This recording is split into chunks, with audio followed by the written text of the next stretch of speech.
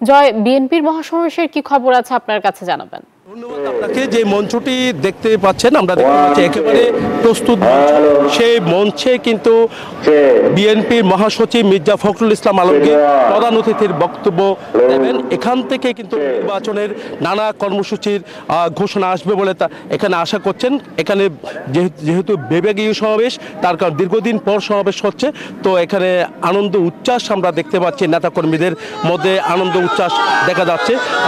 চট্টগ্রাম বিভাগীয় সমাবেশ হওয়ার কারণে কিন্তু বিভিন্ন বিভাগ থেকে, বিভিন্ন জায়গা থেকে, বিভিন্ন অঞ্চল থেকে কিন্তু এখানে নেতাকর্মীরা ছুটে এসেছেন।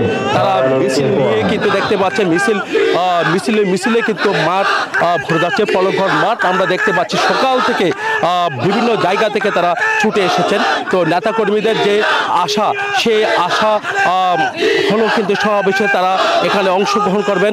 এই সমাবেশের যে প্রাঙ্গণটি দেখতে পাচ্ছেন, যে মাঠটি দেখতে পাচ্ছেন, এই মাঠটি হবে কিন্তু এখানে জনসমুদ্রে পরিণত করবে বলে তারা মনে করছেন।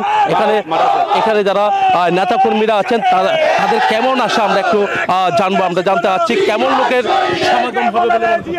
তারুণ্যের রাজনৈতিক ভোটাধিকার প্রতিষ্ঠার দাবিতে আজকের চট্টগ্রাম বিভাগীয় তারুণ্যের মহাসমাবেশে লক্ষ লক্ষ মানুষের সমাবেশ হবে।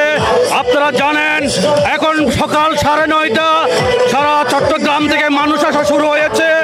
ইনশাল্লাহ 10 লক্ষের অধিক তরুণদের সমাবেশ হবে ইনশাল্লাহ।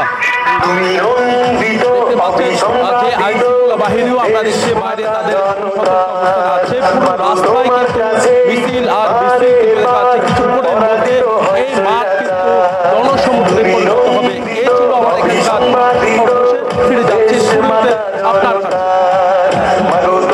জয়, আপনাকে ধন্যবাদ। বান্ডেল থাকলে প্রতি সেনমানিতে টাকা বাঁচবে। বিকাশ সেনমানি বান্ডেল কিনে জিতুন প্রতি লেনদেনে।